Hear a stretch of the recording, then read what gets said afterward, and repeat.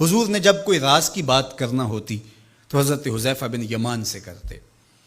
تو فرماتے ہیں کہ میں چونکہ حضور کے ساتھ نماز نہیں پڑھ سکا تھا، کافی وقت گزر گیا، تو ماں نے مجھے اجازت دی حضور کی خدمت میں حاضر ہونے کی۔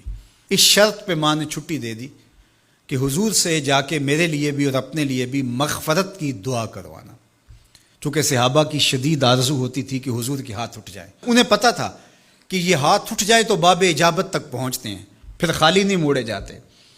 تو کہا کہ حضور سے میرے لیے اور اپنے لیے مغفرت کی دعا کروانا۔ ماں نے اجازت دے دی تو یہ حضور کی خدمت میں آئے۔ کہتے ہیں میں نے مغرب کی نماز پڑھی اور سلام پھرا تو میرے دل میں تھا کہ حضور سے ملوں اور کہوں کہ حضور میرے لیے، میری ماں کے لیے مغفرت کی دعا کر دیجئے، لیکن حضور نوافل میں ایسے مشغول ہوئے کہ مجھے موقع نہ مل پایا، حتیٰ کہ عشاء کا وقت ہو گیا۔ عشاء کی اذان پکاری جانے لگی، حضور نے نماز عشاء پڑھائی، سلام پھرا تو میرے دل میں تھا کہ ماں نے جاتے ہی پوچھنا ہے کہ دعا کروائی تھی تو کیا جواب دوں گا۔ مغرب کی نماز کی چھٹی ملی، عشاء بھی ہو گئی اور میں عرض نہیں کر سکا۔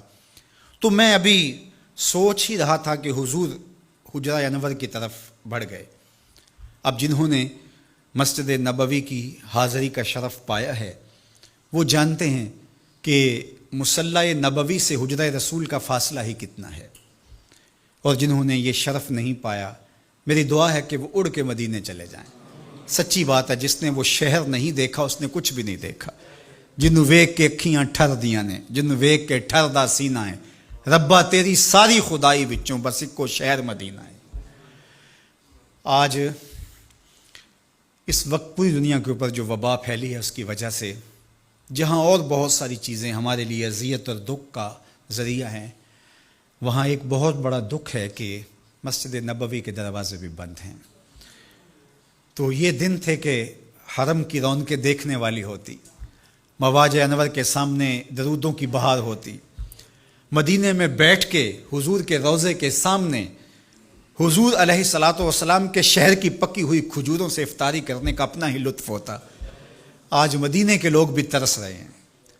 بچپن سے لڑکپن تک اور لڑکپن سے جوانی تک اور جوانی سے بڑھاپے تک 80 سال عمر ہو گئی، جنہوں نے رمضان المبارک کا روزہ مسجد نبوی سے باہر کبھی کھولا ہی نہیں، آج اپنے گھروں کی چھتوں پہ کھڑے ہو کے میناروں کو دیکھتے اور چیخیں مار رہے ہیں۔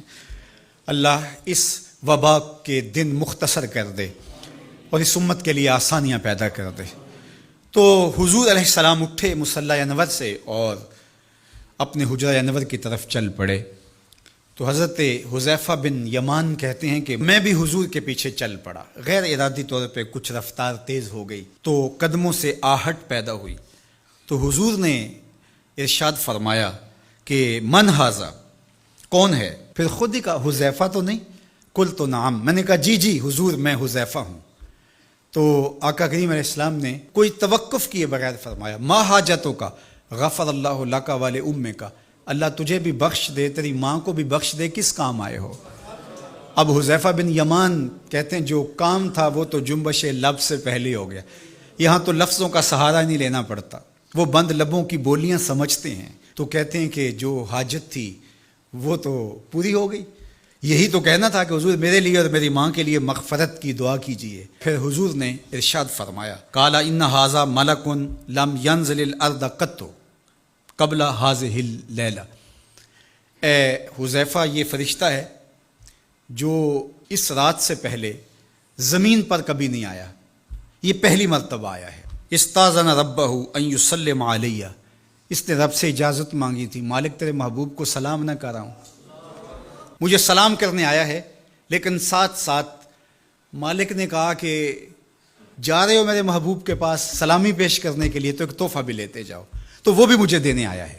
تو وہ تحفہ کیا ہے سنو، بے انا فاطمہ سیدۃ نساء اہل الجنہ، مجھے خوشخبری دینے آیا ہے کہ آپ کی بیٹی فاطمہ جنتی عورتوں کی سردار ہے، اور وَأَنَّ الْحَسَنَ وَالْحُسَيْنَ سَيِّدَا شَبَابِ اہل الجنہ، اور حسن اور حسین فاطمہ کے بیٹے جنتی جوانوں کے سردار ہیں۔ یہ آج خوشخبری لے کر کے میرے پاس مجھے سلام کرنے آیا ہے۔ تو یہ ملکہ جنت ہیں، خاتون جنت ہیں، سیدہ نساء اہل جنت ہیں۔ کہتے ہیں کہ جب حضور علیہ الصلاۃ والسلام کو سیدہ فاطمہ الزہرا رضی اللہ تعالی عنہا کوئی بات کرتی تھی تو حضور ان کی بات کو نہیں ٹالتے تھے، ان کی بات مان لیتے تھے۔ تو آج ہم سیدہ فاطمہ الزہرا رضی اللہ تعالی عنہا کی وساطت سے حضور کی بارگاہ میں استغاثہ پیش کرتے ہیں کہ اس امت مرحوم پہ اللہ سے رحم کی خیرات مانگیں اور اللہ میرے وطن کی خیر کرے، امن، رحمت اور کرم نوازیوں کے اجالے اور نور نصیب ہو، میری قوم کی بیٹیوں کو اسوہ فاطمہ کے اجالے عطا ہوں۔